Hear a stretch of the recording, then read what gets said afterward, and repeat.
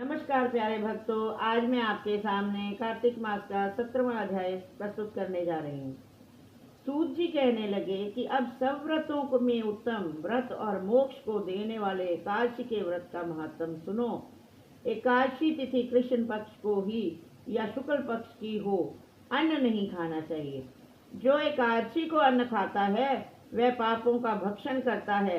एकादशी का व्रत माता के समान उसकी रक्षा करता है। दशमी तथा द्वादशी को भी एक समय ही भोजन करना चाहिए। नारद जी कहते हैं कि गंगा के समान तीर्थ नहीं और माता के समान गुरु नहीं, विष्णु के समान देव नहीं, अन्न ना खाने के समान तप नहीं, तथा शांति के बराबर सुख नहीं, सत्य के बराबर ज्योति नहीं, कार्तिक के समान मास नहीं, ज्ञान के समान लाभ नहीं, तथा एकादशी के समान व्रत नहीं। व्रत करने वाला प्रातः समय उठकर भगवान का पूजन करे, पुराणों की कथा सुने, एकादशी की रात्रि को जागरण करे। नारद जी कहने लगे कि हे राजन, अब एक इतिहास सुनो। नर्मदा के तट पर गालव ऋषि का अति शोभायमान आश्रम था। गालव का भद्रशील नाम का एक पुत्र था जो विष्णु का परम भगत था।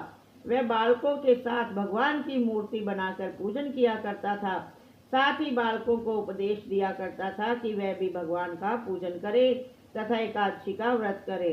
बालक भी उसका उपदेश सुनकर वैसा ही किया करते थे। अपने पुत्र के चरित्र को देखकर एक समय उसके पिता गालव ऋषि ने उससे पूछा कि भद्रशील, तुम सदैव भगवान विष्णु की पूजा में लगे रहते हो, यह उपदेश तुमको किसने दिया? यह बात सुनकर भद्रशील कहने लगा कि पिताजी, मैं आपको अपने पूर्व जन्म का वृत्तांत सुनाता हूँ। पिछले जन्म में मेरा जन्म चंद्रवंश में हुआ था। धर्म कीर्ति मेरा नाम था। दत्तात्रेय जी से मैंने दीक्षा ग्रहण की। मैंने 1000 वर्ष तक राज्य किया। उस काल में मैंने अनेक धर्म तथा पाप के कर्म भी किए, परंतु दैववश में बुरी संगत में पड़ गया और वेद मार्ग छोड़कर पाखंड मार्ग पर चल पड़ा। मेरे इन आचरणों को देखकर प्रजा भी पाप के कर्म करने लगी। इस प्रकार धर्म शास्त्रों के कथनानुसार प्रजा के पाप का छठा भाग मुझको भी मिलने लगा। एक दिन हम शिकार खेलने के लिए वन में गए, अतएव सारा दिन भूखे और प्यासे ही रहे। खाने को कुछ भी नहीं मिला। घूमते फिरते हम मार्ग भी भूल गए और शाम को नर्मदा नदी के किनारे पर पहुंच गए। उस दिन एकादशी का व्रत होने के कारण वहां पर एकत्रित अनेक वैष्णव भगवान का कीर्तन कर रहे थे। मैं भी भूखा प्यासा रहकर रात भर वहीं पड़ा रहा, मगर प्रातःकाल होते ही भूख प्यास से दुखी हो मेरे प्राण निकल गए।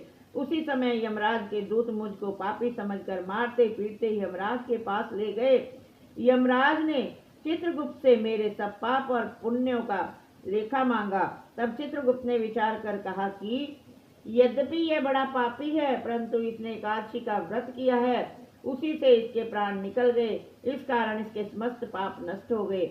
यह सुनकर यमराज तत्काल अपने सिंहासन से उठकर खड़े हो गए और हाथ जोड़कर मुझसे बोले कि क्षमा करना, हमसे भूल हो गई। साथ ही मुझको नमस्कार भी किया। फिर अपने दूतों को धमका कर कहने लगे कि जो मनुष्य भगवान के नामों का जाप करता है उसको कभी हमारे पास मत लाओ। जिसने अनजाने में भी एकादशी का व्रत किया हो तब भी उसके सब पाप नष्ट हो जाते हैं और उसको हमारे पास आने की आवश्यकता नहीं पड़ती। इसके बाद यमराज ने मेरा पूजन किया और फिर मुझे सुंदर विमान में बिठाकर विष्णु लोक को भेज दिया। हजारों वर्ष तक इंद्रलोक तथा विष्णु लोक में रहने के पश्चात अब फिर मैंने यहाँ पर जन्म लिया है। जो कोई इस कथा को पढ़ता है अथवा सुनता है उसके सभी पाप नष्ट हो जाते हैं। इति श्री 17वां अध्याय संपूर्णम्।